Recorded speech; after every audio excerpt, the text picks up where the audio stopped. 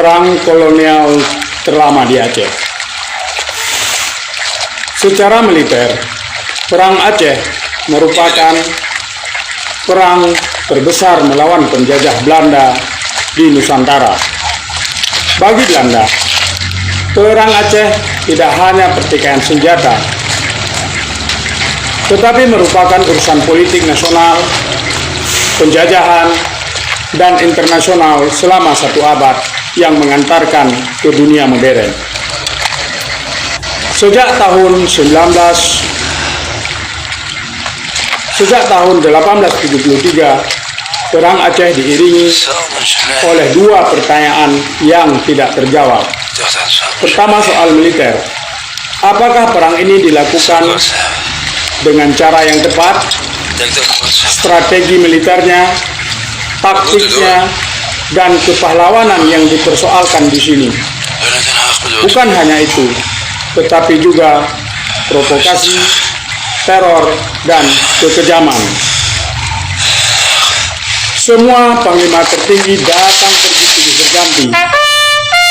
Di antaranya terdapat jenderal-jenderal yang termasyhur seperti J. Van Hals, Van Swieten, Karel van der Heyden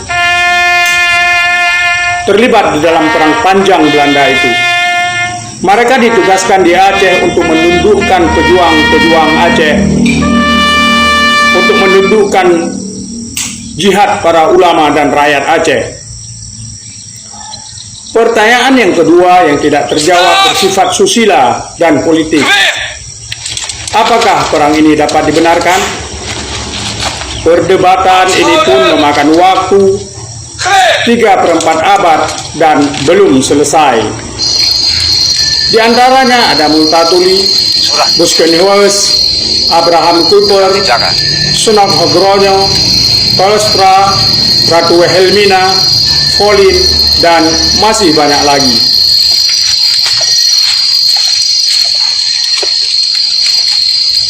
Sebagian besar mereka orang Belanda, namun ada kalanya terdengar suara dari pribumi, walaupun perang ini merupakan persoalan Belanda dan Hindia Belanda daripada persoalan pribumi. Pada bulan Oktober 1872, terbit surat terbuka Multatuli yang menentang perang melawan kerajaan Islam Aceh. Surat Multatuli kepada Raja Belanda, Gubernur Jenderal Tuanku, dengan bermacam dalih yang dicari-cari, berdasarkan alasan provokasi yang dibuat-buat, melancarkan perang kepada Sultan Aceh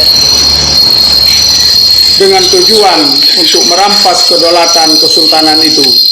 Tuanku, perbuatan ini tidak berbudi, tidak jujur, tidak luhur, dan tidak bijaksana.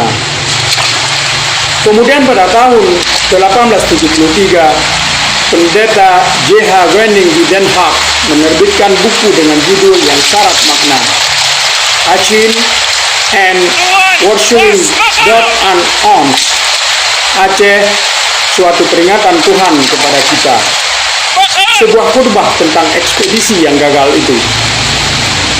Ia mengutip di dalamnya bagaimana Tuhan menurut Yosua 7 menghukum anak-anak Israel dengan menimpa kekalahan. Lebih daripada pencurian uang dan barang yang telah kita lakukan terhadap Hindia Timur. Begitu kata J.H. Wenning di dalam khutbahnya. Kita tidak berikan kepada mereka kehidupan yang ada di dalam Yesus Kristus. Karena itu, di dalam dan di luar batas-batas jajahan, kita tumbuhkan kehidupan yang bermusuhan dan berbalik melawan kita. Kita harus mengakui dan memberantas dosa-dosa terhadap tanah jajahan Hindia Timur. Sifat mementingkan diri kita dan nenek moyang kita janganlah lagi kita hiasi dengan nama yang indah-indah, dan jangan kita lanjutkan. Keadilan untuk orang bawah pemerintahan negara dan hubungan perdagangan pertama-tama ditegakkan keadilan kembali dengan langkah yang tetap, bersih, dan juga bermanfaat tujuannya. Kemudian kebebasan penyebaran Injil yang tiada dihalang-halangi lagi bagi mereka yang belum mengenalnya. Begitu khotbah Pendeta J.H. Gwening di Den Haag pada tahun 1872 itu. Tidak semua penjajah Belanda satu kata soal perang Aceh yang terlalu lama itu. Perang Aceh Belanda telah menimbul banyak korban di antara kedua belah pihak. Kedua-duanya menampilkan lelaki-laki tangguh, pahlawan-pahlawan perkasa untuk mempertahankan martabat dan harkat masing-masing. Belanda merasakan perlawanan yang dahsyat dari rakyat Aceh dari 1873 sampai 1942, dan mereka angkat kaki ke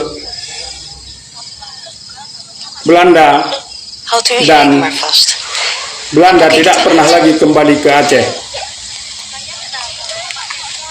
Ketika Belanda angkat kaki dari Aceh dan tidak pernah kembali, mestinya Aceh kembali kepada status quo-nya, status quo antebellumnya pada tahun 18